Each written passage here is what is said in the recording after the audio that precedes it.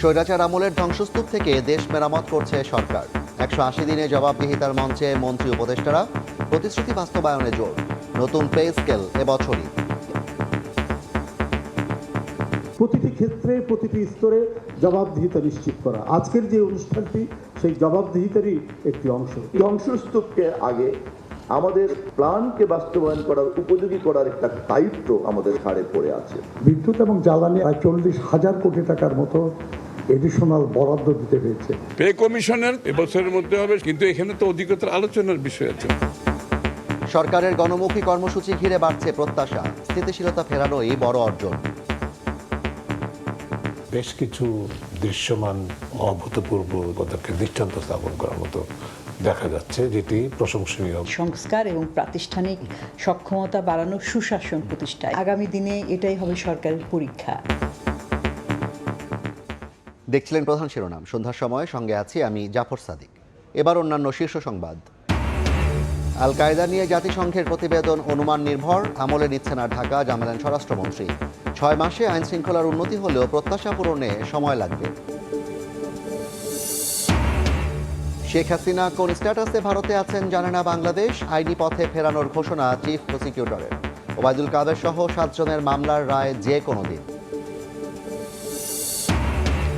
Challenging হলেও তিস্তা প্রকল্প বাস্তবায়ন করতে চায় সরকার। প্রতিবেশী দেশের সঙ্গে বন্ধুত্বপূর্ণ সম্পর্ক বজায় রেখেই টেকসই সমাধানে জোর 2 মন্ত্রীর।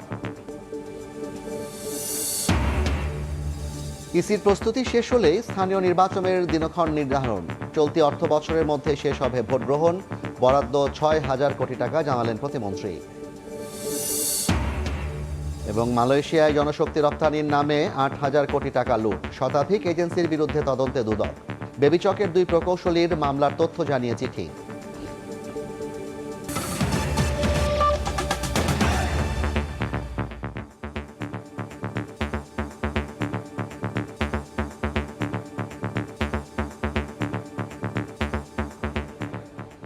সরকারের 180 দিন পূর্তির বিশেষ প্রতিবেদন।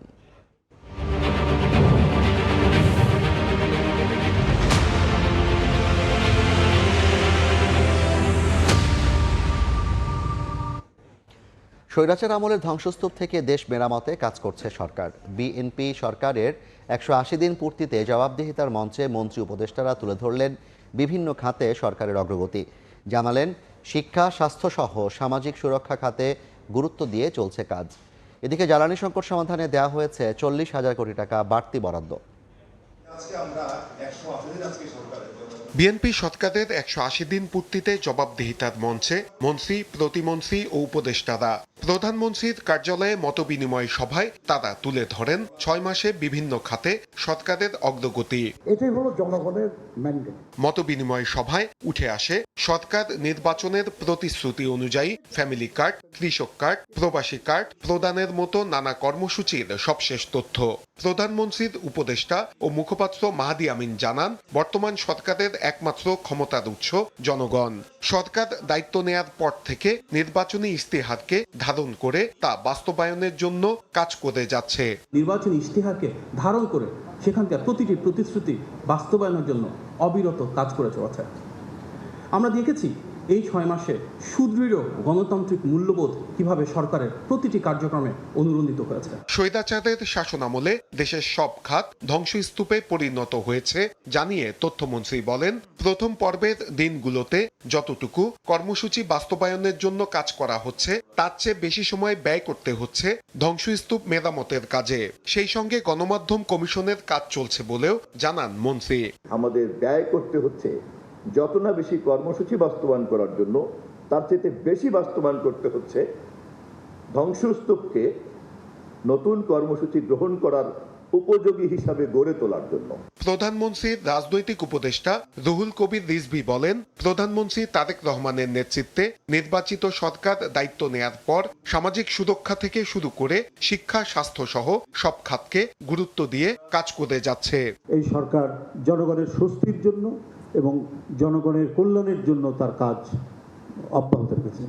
সামাজিক সুরক্ষা থেকে শুরু করে অবকাঠামোগত উন্নয়ন, সেখান থেকে শুরু করে কি শিক্ষা, কি স্বাস্থ্য, প্রত্যেকটি ক্ষেত্রে তার যে যে প্রতিশ্রুতিগুলো সেটা রক্ষার তিনি চেষ্টা করে যাচ্ছেন। এক প্রশ্নের জবাবে প্রধানমন্ত্রীর উপদেষ্টা নজরুল ইসলাম খান জানান, জ্বালানি সংকট সমাধানে বাড়তি 40,000 কোটি টাকা বরাদ্দ দিয়ে পরিস্থিতি স্বাভাবিক করার চেষ্টা করছে সরকার।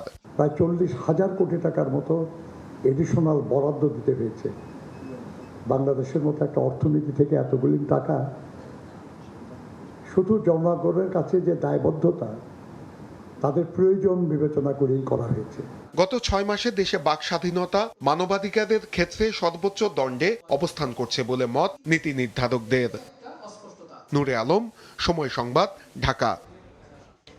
কঠিন চ্যালেঞ্জ নিয়ে যাত্রা শুরুর 6 মাস কেমন গেল, কিভাবে দেখা হবে সরকারের কার্যক্রম, তা নিয়ে মিশ্র মূল্যায়ন বিশ্লেষকদের। তারা বলছেন, কঠিন পরিস্থিতিতে দায়িত্ব নেওয়া সরকারকে মূল্যায়নের জন্য 180 দিন যথেষ্ট নয়।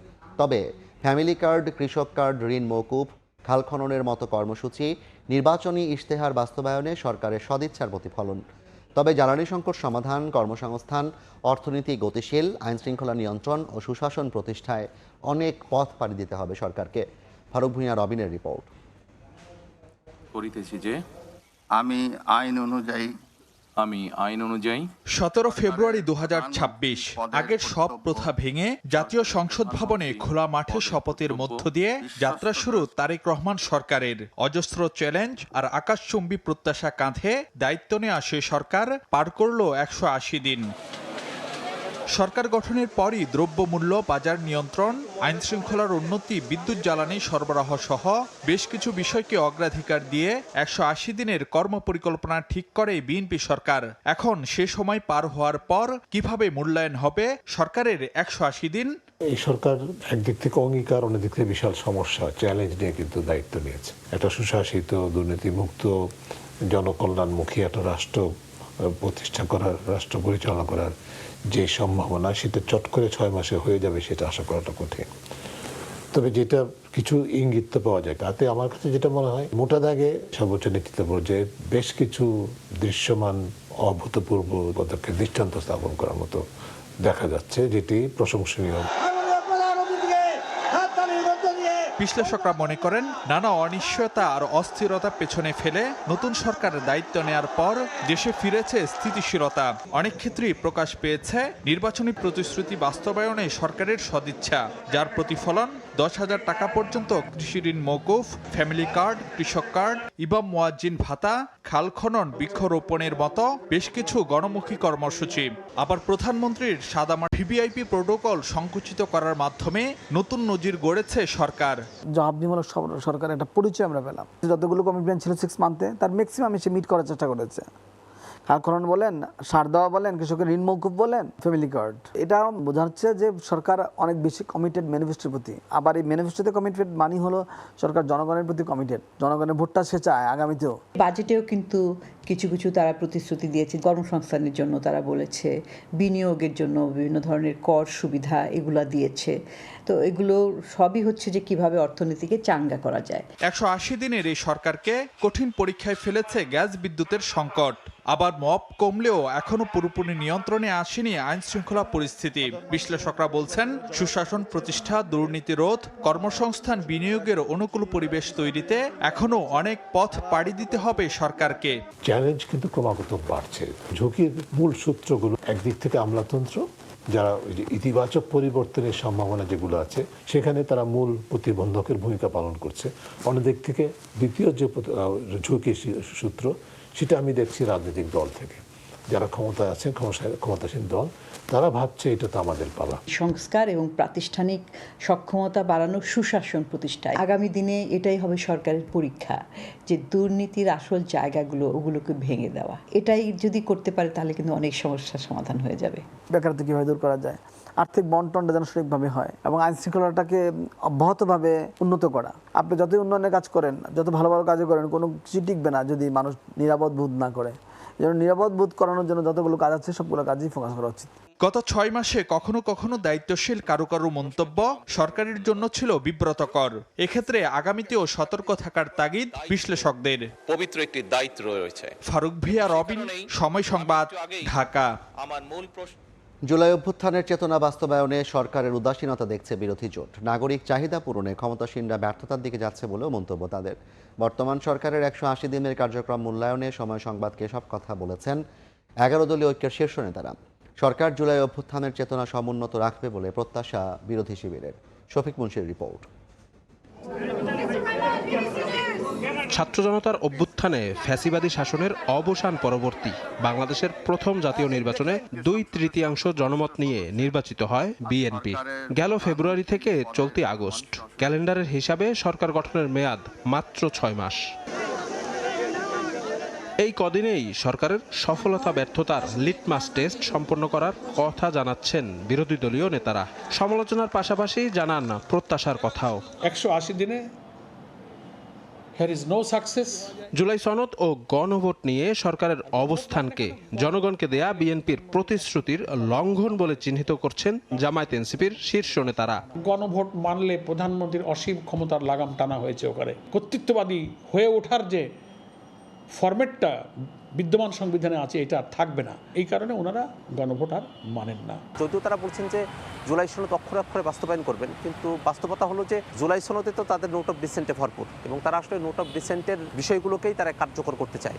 নাগরিক সংকটের চিত্র তুলে ধরে বিরোধী দলীয় নেতারা বলছেন জনস্বার্থ সংরক্ষণে ব্যর্থতার দিকে যাচ্ছে এই সরকার। বিদ্যুতের দাম বৃদ্ধি হলো, জ্বালানির দাম বৃদ্ধি হলো, এবং গ্যাসের একটা সংকট চলছে এই মুহূর্তে, এবং মানুষ কিন্তু এক ধরনের নাভিশ্বাস এই জায়গাগুলোতে। আই হ্যাভ এ প্ল্যান, আমরা সব ভাবলাম যে কি একটা বড় প্ল্যান, তাই নাকি প্ল্যান 6 মাসের মধ্যে আবার হেলমেট বাহিনী নামবে, এটা প্ল্যান। বিদ্যুৎ থাকবে না, প্ল্যান। ভিন্নমত সহিংসতার ব্যাপারে বর্তমান সরকার দিন দিন ফ্যাসিবাদী হয়ে উঠছে বলেও অভিযোগ এসব নেতার। অল্পদিন হলো তারা সরকার গঠন করেছে, এর মধ্যেই যদি ক্যাম্পাসগুলোতে এই ধরনের একটা মারমুখী অবস্থানে ছাত্র সংগঠনগুলো যায়, যদি ছাত্রদলের পক্ষ থেকে বিভিন্ন জায়গায়, এবং আমরা সেখানে দেখছি যে শুধু ছাত্রদল না, আরও অনেকেই তাদের সঙ্গে এসে যুক্ত হয়ে পড়েন আর কি। ভিন্ন মতের উপরে দমন পীড়ন, একদলীয় যে শাসন যেটাকে বলা হয় কর্তৃত্ববাদী, যেটা হাসিনা করেছে, সেদিকে যেত না ওনারা, তো সেদিকে রওনা করার জন্য জুলাই সনদ বাস্তবায়ন করতে চাচ্ছেন না। এত সব সমালোচনার মাঝেও বর্তমান সরকার বর্ষা বিপ্লবের চেতনা সমুন্নত রাখবে বলেও প্রত্যাশা ব্যক্ত করেন বিরোধী দলগুলোর শীর্ষ নেতারা। জুলাই সনদ বাস্তবায়ন সব রোগের মূল চিকিৎসা। শফিক মুন্সি, সময় সংবাদ, ঢাকা। দেশে আল কায়েদার তৎপরতা নিয়ে জাতিসংঘের প্রতিবেদনকে অনুমান নির্ভর আখ্যা দিয়ে স্বরাষ্ট্রমন্ত্রী জানিয়েছেন এই প্রতিবেদন আমলে নিচ্ছে না সরকার। বিএনপি সরকারের 180 দিনে দেশের আইন শৃঙ্খলার উন্নতি হলেও জনপ্রত্যাশা পূরণে আরও সময় দরকার। এদিকে অর্থমন্ত্রী জানিয়েছেন চলতি অর্থ বছরেই সরকারি কর্মচারীদের নতুন পে স্কেল বাস্তবায়ন করবে সরকার, তবে ঘোষণা করতে আরও পর্যালোচনার প্রয়োজন। মূল্যস্ফীতির চাপে জীবনযাত্রার ব্যয় বাড়লেও 1 দশকেও নতুন বেতন কাঠামো পাননি সরকারি কর্মকর্তা কর্মচারীরা। মূল বেতন সর্বোচ্চ 100% পর্যন্ত বাড়িয়ে নতুন পে স্কেলের সুপারিশ করেছে কমিটি। সোমবার জুডিশিয়াল সার্ভিস পে কমিশনের প্রতিবেদন পর্যালোচনা কমিটির বৈঠক শেষে সচিবালয়ে অর্থমন্ত্রী জানান পে স্কেল চূড়ান্ত করে ঘোষণা করতে আরও আলোচনার প্রয়োজন, তবে এবছরেই এটি বাস্তবায়ন করা হবে। পে কমিশনের অনেকগুলো দিক আছে, তো আমরা সবগুলো বিবেচনা করছি। আরও অধিকতর আলোচনার প্রয়োজনীয়তা আছে বিধায় আজকে পরে আমরা আবার বসবো। এবছরের মধ্যে হবে, সবই হবে, কিন্তু এখানে তো অধিকতর আলোচনার বিষয় আছে। এদিকে বর্তমান সরকারের 6 মাসে দেশের আইন শৃঙ্খলা পরিস্থিতির কতটা উন্নতি হয়েছে জানতে চাইলে স্বরাষ্ট্রমন্ত্রী জানান আইন শৃঙ্খলার উন্নতি হলেও জনপ্রত্যাশা অনুযায়ী উন্নতি করতে আরও সময় লাগবে। আইন শৃঙ্খলা পরিস্থিতি উন্নত করতে পেরেছি, তবে জনপ্রত্যাশা অনুযায়ী উন্নীতকরণের জন্য আরও সময় লাগবে। আমাদের এখন মাত্র 6 মাস পার হলো, এর মধ্যে আমরা অনেক সংস্কার কাজ করেছি। আমরা আশা করি 180 দিনের মধ্যে সরকারের বাস্তবায়িত এবং যেগুলো শুরু করেছে ইনিশিয়েটেড অনেক কর্মসূচি, এগুলো প্রশংসিত হয়েছে। আল কায়েদার তৎপরতা নিয়ে জাতিসংঘের প্রতিবেদন প্রসঙ্গে প্রশ্নের জবাবে মন্ত্রী জানান অনুমান নির্ভর এই প্রতিবেদন আমলে নিচ্ছে না সরকার। আমি শুনেছি, সেটা পড়িনি, ওখানে হয়তো কিছু অবজারভেশন দিতে পারে, আমরা এগুলো আমলে নিচ্ছি না। তাছাড়া আমি যতটুকু শুনেছি পত্রিকান্তরে, সেটা ওখানে বলা হয়েছে যে তারা একটা এজিউম করেছে আর কি, এটা অনুমান করেছে যে এরকম হতে পারে। তো অনুমান নির্ভর কোনো রিপোর্টের উপর আমরা তো অ্যাকশন করতে পারি না। যুদ্ধের কারণে সৃষ্ট সংকট কাটিয়ে দেশে জ্বালানি নিরাপত্তা নিশ্চিতে বিভিন্ন উদ্যোগ নেওয়া হচ্ছে বলেও জানান স্বরাষ্ট্রমন্ত্রী। প্রশংসনীয় বিভিন্ন উদ্যোগ। প্রসূন আশিস, সময় সংবাদ, ঢাকা। প্রধানমন্ত্রী তারেক রহমানকে সৌদি আরব সফরের আমন্ত্রণ জানিয়েছেন দেশটির ক্রাউন প্রিন্স ও প্রধানমন্ত্রী মোহাম্মদ বিন সালমান বিন আব্দুল আজিজ আল সৌদ। সোমবার ঢাকায় প্রধানমন্ত্রীর কার্যালয়ে বাংলাদেশে নিযুক্ত সৌদি আরবের রাষ্ট্রদূত ডক্টর আবদুল্লাহ আল জাফর সফরের আমন্ত্রণপত্রটি প্রধানমন্ত্রীর কাছে হস্তান্তর করেন। এ সময় উপস্থিত ছিলেন পররাষ্ট্রমন্ত্রী ডক্টর খলিলুর রহমান এবং প্রধানমন্ত্রীর পররাষ্ট্র বিষয়ক উপদেষ্টা হুমায়ুন কবির। দুই দেশের জনগণের আকাঙ্ক্ষা পূরণ ও দ্বিপাক্ষিক সম্পর্ক আরও জোরদারে এই আমন্ত্রণ জানানো হয়েছে। আলোচনার মাধ্যমে দুপক্ষের সুবিধাজনক সময়ে সফরের সময়সূচি নির্ধারণ করা হবে বলে চিঠিতে প্রত্যাশা ব্যক্ত করা হয়েছে।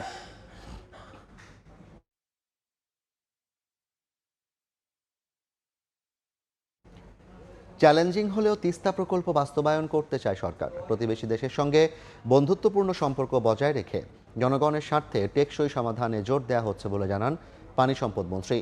তিস্তার পানি বন্টন সমস্যার দীর্ঘস্থায়ী সমাধান ও উত্তরাঞ্চলের মানুষের জীবনমান উন্নয়নে কৌশলগত পরিকল্পনার কথা জানান দুর্যোগ ব্যবস্থাপনা ও ত্রাণমন্ত্রী।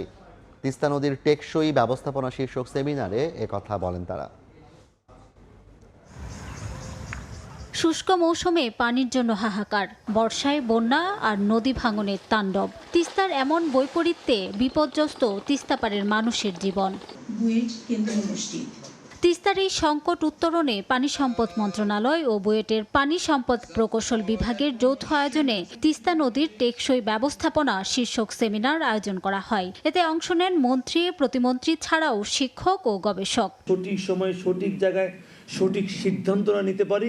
পানি সম্পদ মন্ত্রী বলেন, চ্যালেঞ্জিং হলেও তিস্তা প্রকল্প বাস্তবায়ন করতে চায় সরকার। প্রতিবেশী দেশের সঙ্গে বন্ধুত্বপূর্ণ সম্পর্ক বজায় রেখে জাতীয় স্বার্থকে অগ্রাধিকার দেয়া হবে। এই তিস্তা প্রকল্পটাকে খুব বেশি চ্যালেঞ্জিং মনে করছে পার্শ্ববর্তী দেশ, বন্ধু দেশ। তাদেরকেও চিন্তা করতে হবে যে তাদের যেমন স্বার্থ রয়েছে, আমাদেরও স্বার্থ আছে। বন্ধু দেশেই তো বন্ধু দেশের স্বার্থ রক্ষা করবে। আমরা এই প্রকল্পটাকে বাস্তবায়ন করার স্বার্থে যা যা করা দরকার আমরা সে বাস্তবায়নের দিকে এগিয়ে যাব। নির্বাচনী প্রতিশ্রুতি অনুযায়ী তিস্তা মহাপরিকল্পনা বাস্তবে রূপ দিতে বদ্ধপরিকর বলে জানান দুর্যোগ ব্যবস্থাপনা ও ত্রাণমন্ত্রী। তিস্তা পড়ের হাহাকার যখন আমরা দেখি, আমরা সেই জায়গাটাকে অ্যাড্রেস করতে চাই। আমাদের মাননীয় প্রধানমন্ত্রী তারেক রহমান উনি প্রতিশ্রুতি দিয়েছিলেন অগ্রাধিকার ভিত্তিতে এই তিস্তার প্রকল্প বাস্তবায়ন করা হবে। তিস্তায় পানির ন্যায্য হিস্সা নিশ্চিতে ভারতের সঙ্গে চুক্তির দাবি জানান বক্তারা। অল্প সময়ের ভিতরে কার্যকর। রিমু সিদ্দিক, সময় সংবাদ, ঢাকা। সন্ধ্যার সময়ে আরও থাকছে। কলহের জেরে গাজীপুরে ভাড়া বাসায় আত্মহত্যা গৃহবধূকে পিটিয়ে হত্যা। মরদেহ লালমনিরহাটের বাড়িতে রেখে পালিয়েছে স্বামী ও শ্বশুর বাড়ির লোকজন। শেখ হাসিনা ভারতে কোন স্ট্যাটাসে আছেন তা জানে না বাংলাদেশ, তবে আইনি প্রক্রিয়ায় তাকে দেশে ফেরানো হবে বলে জানিয়েছেন চিফ প্রসিকিউটর। এদিকে ৭১-এর মানবতা বিরোধী অপরাধের মামলায় আবুল কালাম আজাদের মৃত্যুদণ্ডের সাজা স্থগিত চেয়ে আপিল করেছেন তিনি। এছাড়া ওবায়দুল কাদের সহ ৭ জনের বিরুদ্ধে জুলাই হত্যা মামলার যুক্তিতর্ক শেষ হয়েছে, রায় যে কোনো দিন। ৭১-এর মানবতা বিরোধী অপরাধের মামলায় ২০১৩ সালে মাওলানা আবুল কালাম আজাদকে মৃত্যুদণ্ড দেন আন্তর্জাতিক অপরাধ ট্রাইব্যুনাল। ২০২৪ সালের ৫ আগস্ট আওয়ামী লীগ সরকার পতনের পর তিনি প্রকাশ্যে আসেন এবং সরকারের কাছে সাজা স্থগিত চান। সোমবার আপিল বিভাগে আবুল কালাম আজাদের মামলার আপিল গ্রহণযোগ্য হবে কিনা তার শুনানির দিন ধার্য ছিল, কিন্তু এদিন জানা যায় আপিল বিভাগে ফাঁসির রায় ১ বছরের জন্য স্থগিতের আবেদন করেছেন তিনি। সেই সঙ্গে সংবিধানের ১০৪ অনুচ্ছেদ অনুযায়ী ন্যায় বিচার চেয়েছেন। তারা আজকে একটা আবেদন করেছিলেন যে সরকার যে ১ বছরের জন্য তার রায়ের কার্যকারিতা স্থগিত করেছে সেটি এক্সটেনশনের জন্য। আমরা আজকে এই এক্সটেনশন আদেশের বিরোধিতা করেছি। মাওলানা আবুল কালাম আজাদের উপরে ইনজাস্টিস হয়েছে, সেই সময় এটা একটা ক্যাঙ্গারু ট্রায়াল ছিল, এটা সকলে জানে। আমরা ন্যায় বিচার চাই। এছাড়া শেখ হাসিনা প্রসঙ্গে চিফ প্রসিকিউটর বলেন, তিনি ভারতে কোন স্ট্যাটাসে আছেন তা এখনো জানে না বাংলাদেশ। আইনি প্রক্রিয়ায় তাকে ফেরানো হবে। উনি কি রাজনৈতিক আশ্রয়ে রয়েছে ওখানে? আমরা শেখ হাসিনা কি স্ট্যাটাসে ওখানে আছেন এটি কিন্তু আমরা ক্লিয়ার এখন পর্যন্ত জানি না। শেখ হাসিনাকে প্রত্যর্পণ করার জন্য যে আবেদন, এটা একটি আইনি প্রক্রিয়া। সেই আইনি প্রক্রিয়ার মধ্য দিয়ে তাকে আনার জন্য বাংলাদেশ সরকার প্রয়োজনীয় পদক্ষেপ নিয়েছে। এদিকে ওবায়দুল কাদের সহ 7 জনের বিরুদ্ধে জুলাই হত্যা মামলার যুক্তিতর্ক শেষ হয়েছে, রায় দেওয়া হবে যে কোনো দিন। আসিফ মোহাম্মদ সিয়াম, সময় সংবাদ, ঢাকা। নির্বাচন কমিশনের প্রস্তুতি শেষ হলেই স্থানীয় নির্বাচনের দিনক্ষণ নির্ধারণ হবে। চলতি অর্থ বছরে শেষ হবে ভোট গ্রহণ, এজন্য খরচ হবে 6,000 কোটি টাকা। সচিবালয়ে বৈঠক শেষে একথা বলেন স্থানীয় সরকার প্রতিমন্ত্রী। বলেন, ব্যাটারি চালিত অটোরিকশা নিবন্ধনে আসছে নীতিমালা। সৌর বিদ্যুতে চার্জ না করলে নিবন্ধন বাতিল করা হবে বলেও জানান তিনি। আগামী অক্টোবর থেকে ধাপে ধাপে স্থানীয় সরকার নির্বাচন আয়োজনের লক্ষ্য নিয়ে প্রস্তুতি শুরু করেছে নির্বাচন কমিশন। সোমবার সচিবালয়ে সৌর বিদ্যুতের ব্যবহার সংক্রান্ত বৈঠক শেষে স্থানীয় সরকার প্রতিমন্ত্রী মীর শাহে আলম বলেন, ইসির প্রস্তুতি শেষে স্থানীয় সরকার নির্বাচনের সিদ্ধান্ত নেওয়া হবে। চলতি অর্থবছরেই নির্বাচন শেষ করা হবে জানিয়ে বলেন, এতে প্রায় 6,000 কোটি টাকা খরচ হবে।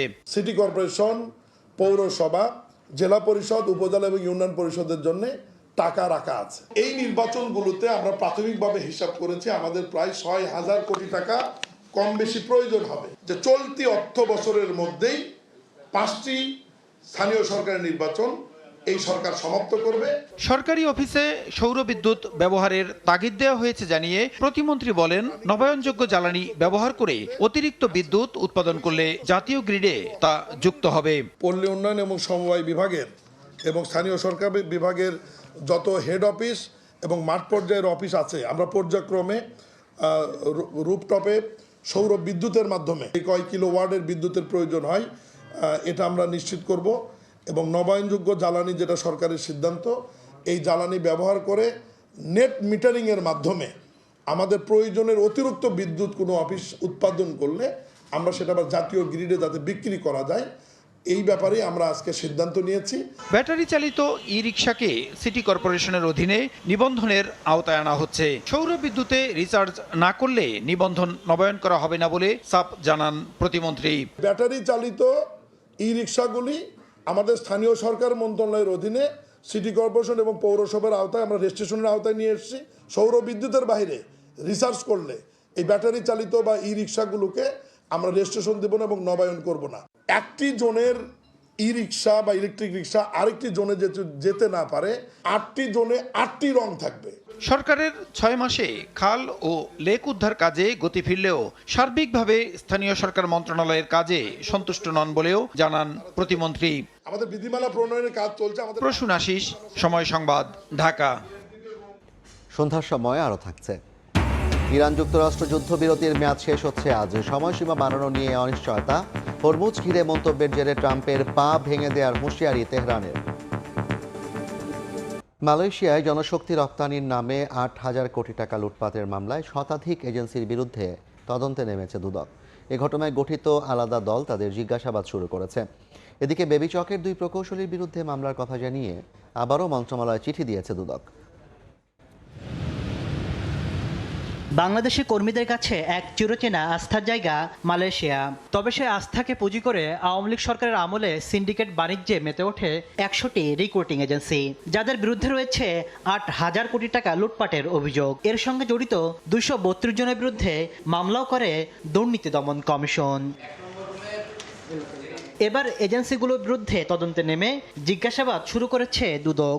সোমবার 54 কোটি টাকা আত্মসাতের মামলায় DGMG অ্যাসোসিয়েটসের চেয়ারম্যান গোলাম মাওলা সহ 2 জনকে জিজ্ঞাসাবাদ করে সংস্থাটি। যে টাকা দিছে বলছে, নিশি বলছে, এটা তো কোনো তথ্যপাত্র আসলে সঠিক না। এটা সঠিক না। কেউ বলবো 4 লাখ টাকা দিয়েছে, কেউ বলবো 5 লাখ টাকা দিয়েছে, কেউ বলবে, আমরা বলবো 78,000 টাকা দিয়েছে। এটার মধ্যে কিছু তো গরমিল থাকে আছে। দুদক বলছে সরকারি খরচ 79,000 টাকা নির্ধারিত থাকলেও অতিরিক্ত 4.5 থেকে 5 লাখ টাকা পর্যন্ত হাতিয়ে নেয় এজেন্সিগুলো।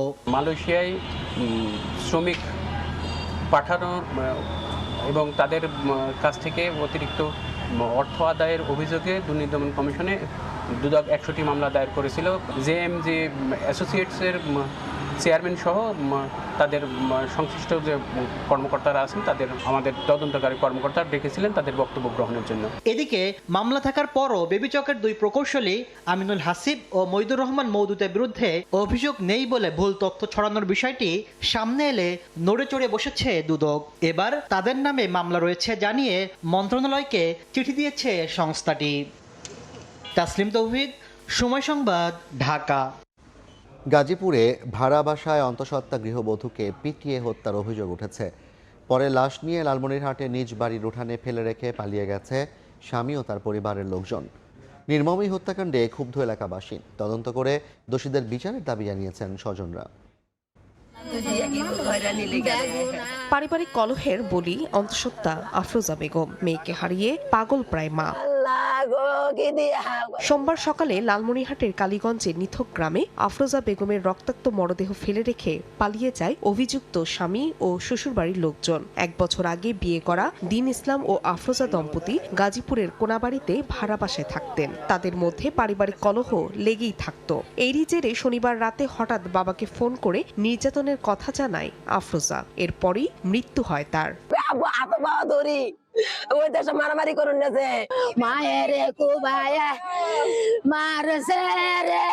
এদিকে লাশের পাশে ঢাকার একটি বেসরকারি হাসপাতালে চিকিৎসাপত্র পাওয়া গেছে। এতে মৃত্যুর কারণ বিষপান বলা হলেও নিহতের শরীর জুড়ে রয়েছে নির্যাতনের স্পষ্ট চিহ্ন।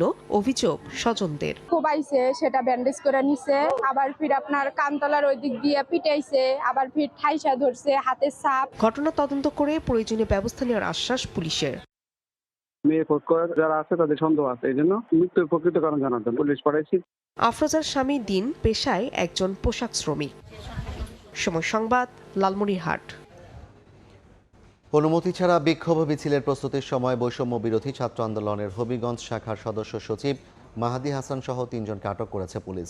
লোডশেডিং, গ্যাস সংকট এবং দ্রব্যমূল্যের ঊর্ধ্বগতির প্রতিবাদে বিকেলে ছাত্র জনতার মিছিলের আয়োজন করে জেলা বৈষম্য বিরোধী ছাত্র আন্দোলন। এজন্য পুলিশ জানায় এজন্য কোনো অনুমতি নেয়নি তারা। পরিস্থিতি বিবেচনায় প্রশাসনের পক্ষ থেকে কর্মসূচি স্থগিত রাখতে বলা হয়। নির্দেশনা অমান্য করে মিছিল করতে চাইলে আইনশৃঙ্খলা পরিস্থিতি নিয়ন্ত্রণের স্বার্থে তাদের আটক করা হয় বলে জানায় পুলিশ। এ ঘটনায় বৈষম্য বিরোধী ছাত্র আন্দোলনের স্থানীয় নেতাকর্মীদের মাঝে ক্ষোভ দেখা দিয়েছে।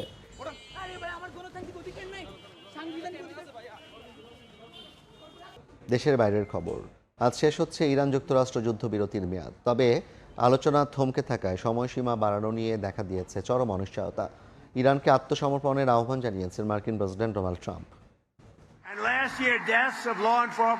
শুক্রবার মার্কিন প্রেসিডেন্ট ডোনাল্ড ট্রাম্প বলেছিলেন, খুব শীঘ্রই হরমুজ প্রণালীকে যুক্তরাষ্ট্রের ভূখণ্ড হিসেবে ঘোষণা করা হবে। হরমুজ নিয়ে ট্রাম্পের এমন মন্তব্যের পরই কড়া প্রতিক্রিয়া জানিয়েছে তেহরান। ইরানের সেনাপ্রধান আমির হাতেমির হুঁশিয়ারি, হরমুজ রক্ষায় নিয়োজিত ইরানি বাহিনী যুক্তরাষ্ট্রের প্রেসিডেন্টের পা ভেঙে দিতে পারে। তার দাবি, পারস্য উপসাগর, ওমান সাগর ও হরমুজ প্রণালীতে এখন মার্কিন বাহিনীর প্রবেশের সুযোগ নেই। এরই মধ্যে মার্কিন সেনা হত্যা বা আটকের জন্য $30,000 পুরস্কার ঘোষণা করেছেন হাতিমি। তেহরানে দেয়া বক্তব্যে তিনি বলেন, কোনো ইরানি ব্যক্তি মার্কিন সেনাকে আটক বা হত্যা করতে পারলেই ইরানি জনগণের পক্ষ থেকে তাকে পুরস্কৃত করা হবে। এদিকে যুক্তরাষ্ট্র, ইসরায়েল সহ ইরানের কাছে শত্রুভাবাপন্ন হিসেবে বিবেচিত গণমাধ্যমে সাক্ষাৎকার বা যোগাযোগকে অপরাধ হিসেবে গণ্য করার বিল অনুমোদন করেছে ইরানের পার্লামেন্ট। শিউলি রোজা, সময় সংবাদ। অস্ট্রেলিয়া বধের পরদিন ঘুরে ফিরে সময় কাটালেন বাংলাদেশের ক্রিকেটাররা। রেস্টুরেন্টে খাওয়া দাওয়া এবং শপিং মলে কেনাকাটা করেছিল অনেকে। ম্যাকাই টেস্টের আগে সবাইকে নির্ভর রাখতেই অনুশীলন, সুইমিং কিংবা জিম সেশন রাখা হয়নি বলে জানিয়েছেন টিম ম্যানেজার নাফিস ইকবাল। কাল ডারউইন ছাড়বেন টাইগাররা।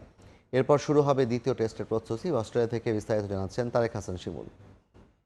পেছনের এই শান্ত সমুদ্রের মতো অস্ট্রেলিয়াকে একেবারে ঝামা ঘষে শান্ত করে দিয়েছে টিম টাইগার্স। ডারউইন টেস্ট জয়ের পর দিনটা দারুণভাবে ক্রিকেটাররা উদযাপন করেছে। আনুষ্ঠানিক কোনো অনুশীলন ছিল না কোনো ধরনের জিম সেশন কিংবা আদার্স অ্যাক্টিভিটিস। তারা একেবারে নিঃসন্দেহে এই দিনটা আসলে টেস্ট খেলারই কথা ছিল অজিদের বিপক্ষে, এবং এই অজিদেরকে 5 দিনের টেস্ট 4 দিনে হারিয়ে দেওয়ার পর কিন্তু তারা এই সময়টা কাটানোর দারুণ একটা সুযোগ পেয়েছেন। ডারউইনে যে দারুণ ছন্দটা দেখিয়েছে এই ছন্দ দেখানোর পর প্রত্যাশার পারদ কিন্তু অনেক বেশি তুঙ্গে। এখন যে অবস্থানে আছি, we will definitely gate respect from the opponents, at the same time আমাদের কনফিডেন্সটাও থাকবে।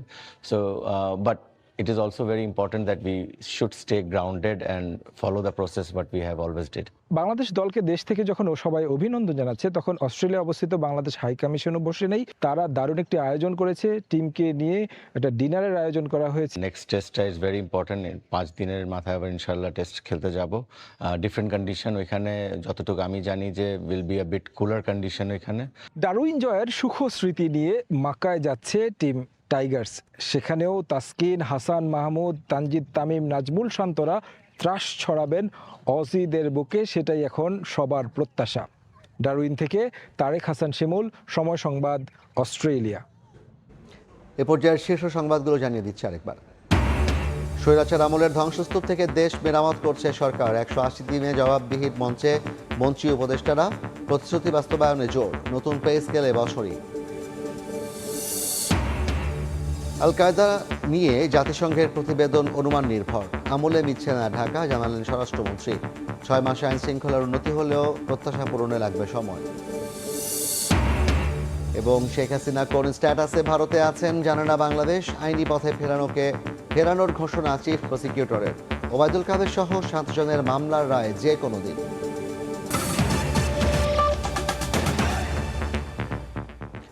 এই ছিল সন্ধ্যার সময়। এরপর জনপদের সময় নিয়ে সঙ্গে আসছি কিছুক্ষণ পর। সঙ্গে থাকুন সময়।